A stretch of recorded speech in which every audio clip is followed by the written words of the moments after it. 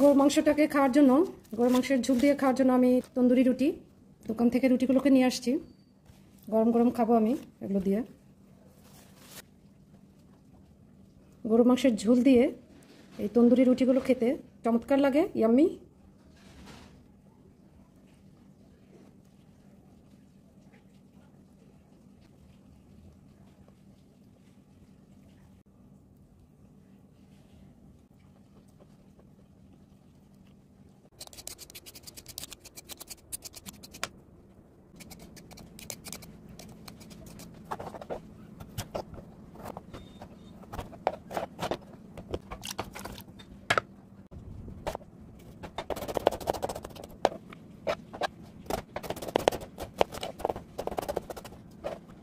আসসালামু আলাইকুম viewers, welcome to my channel শিমুস world. আজকে আমি এখানে 1 কেজি গরু মাংস নিয়েছি। আমি এটাকে ঝুলঝুল গরু মাংস রান্না করব। কিভাবে গরু মাংস রান্না করব ঝুলঝুল করে সেটা আমি দেখাবো প্রসেসটা। মাংসটার সাথে দেওয়ার জন্য আমি এখানে একটা বড় পেঁয়াজ কুচি করে নিয়েছি, প্রায় 1 কাপ পরিমাণ পেঁয়াজ কুচি নিয়েছি আমি এখানে। একটা বড় আলু টুকরো করে নিয়েছি, একটা আলু এখানে প্রায় 10-12 টুকরো হয়েছে। সেই আলুটা আমি মাংসের সাথে দিব। এটাকে এখন আমি ম্যারিনেট করে নিব। মাংসটাকে, গরু মাংসটাকে কীভাবে ম্যারিনেট করবো সেটা দেখাবো। আমি মাংসটাকে প্রথমেই ওয়াশ করে নিয়েছি, এটাকে ভালোভাবে আমি ওয়াশ করে নিয়েছি। এটা কুরবানির মাংস। এই দিয়ে দিচ্ছি পরিমাণ মতো লবণ, স্বাদ অনুযায়ী লবণটা দিতে হবে। 1 টেবিল চামচ পরিমাণ মরিচের গুঁড়ো এটাতে আমি দিয়ে দিলাম। 2 টেবিল চামচ পরিমাণ হলুদের গুঁড়ো আমি এখানে দিয়ে দিলাম। 1.5 টেবিল চামচ পরিমাণ ধনিয়ার গুঁড়ো আমি এখানে দিয়ে দিলাম। জিরার গুঁড়ো এখানে 2 টেবিল চামচ পরিমাণ আমি দিয়ে দিচ্ছি। মাংস এবং হাড় মিলিয়ে 1 কেজি আছে। মশলার গুঁড়ো 1/2 টেবিল চামচ পরিমাণ।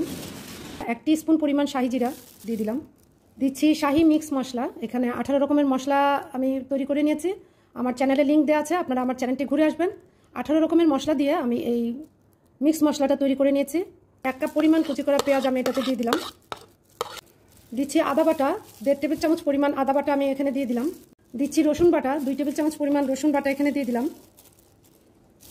দিচ্ছি সরিষার তেল, এখানে আমি 1/2 কাপ পরিমাণ সরিষার তেল দিয়ে দিচ্ছি মাংসটার মধ্যে। এখন এই মশলাগুলো দিয়ে মাংসটাকে আমি ভালোভাবে ম্যারিনেট করে নিব।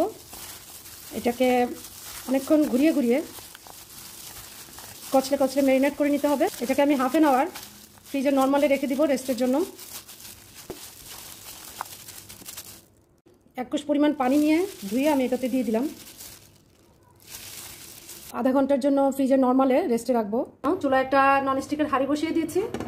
আমি দিয়ে দিচ্ছি 1 টেবিল চামচ পরিমাণ সরিষার তেল। যদিও আমি মাংসটাতে তেল দিয়েছি।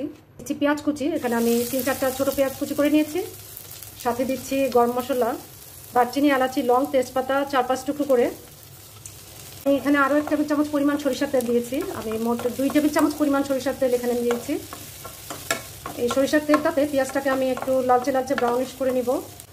আমার পেঁয়াজটা হালকা ব্রাউনিশ হয়ে গেছে। আলুটাকে আমি টুকরো করে নিয়েছিলাম, একটা বড় আলু আমি টুকরো করে নিয়েছি। এটা এখন ভেজে নিচ্ছি পেঁয়াজের সাথে এবং গরম মশলার সাথে। দিচ্ছি 1 চিমটি লবণ, পরিমাণ মতো একটু লবণ দিয়ে দিচ্ছি এটাতে। আমার আলুগুলো ভাজা হয়ে গেছে। এখন আমি আলুগুলোকে এক এক করে তুলে নিচ্ছি। আমি দিয়ে দিচ্ছি ম্যারিনেট করা মাংসটা। ম্যারিনেট করা মাংসটা আমি আধা ঘন্টা এটাকে নর্মাল ফ্রিজে রেখেছিলাম ম্যারিনেট করে।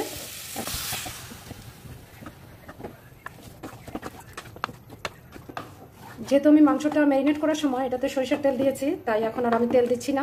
এখন এটা কষানো হোক। মাংসটা থেকে একটু একটু করে পানি উঠে যাচ্ছে, আমি একটু নাড়াচাড়া দিয়ে দিচ্ছি এটাকে।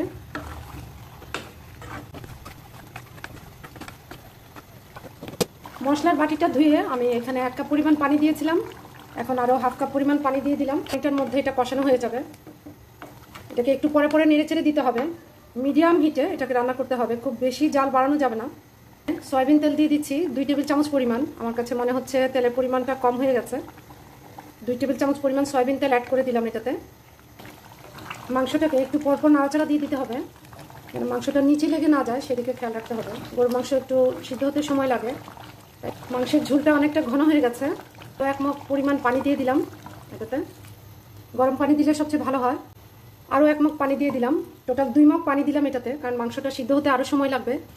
মাংসটা অনেকটাই সিদ্ধ হয়ে গেছে। ওগুলো আমি প্রথমেই ভেজে নিয়েছিলাম, সেই আলুগুলোকে আমি দিয়ে দিচ্ছি। মাংস তাড়াতাড়ি সিদ্ধ করতে চাইলে মাংসের সাথে পেঁপে কেটে টুকরো টুকরো করে দেওয়া যায়। আপনারা ইচ্ছা করলে পেঁপে দিয়ে তাড়াতাড়ি করে মাংস সিদ্ধ করতে পারবেন।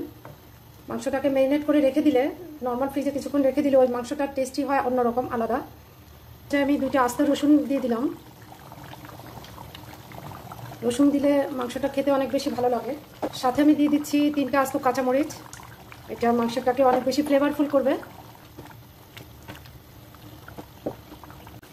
আমি মাংসটাতে এখন দিয়ে দিচ্ছি পেঁয়াজ বেরেস্তা। পেঁয়াজ বেরেস্তা আমি 2 টেবিল চামচ পরিমাণ এটাতে ছিটিয়ে দিলাম।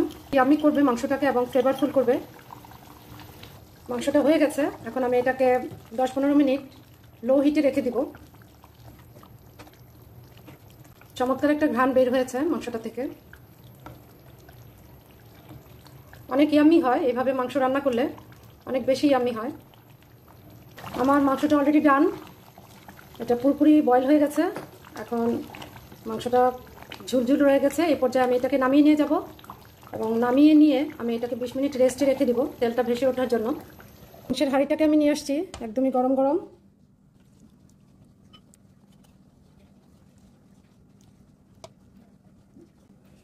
যেহেতু মাংসটার মধ্যে আমি ঝুল দিয়েছি, খুব ইয়াম্মি একটা মাংস হয়েছে।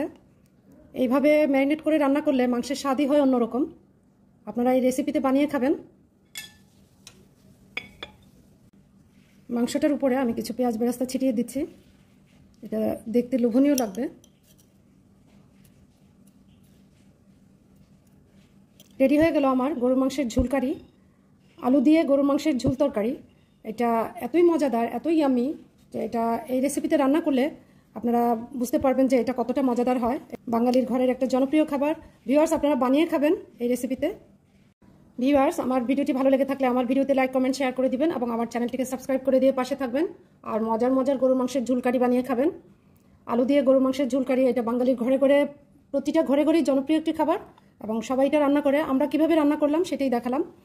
আমাদের রেসিপিতে অবশ্যই বানিয়ে খাবেন, ট্রাই করবেন। Thank you viewers.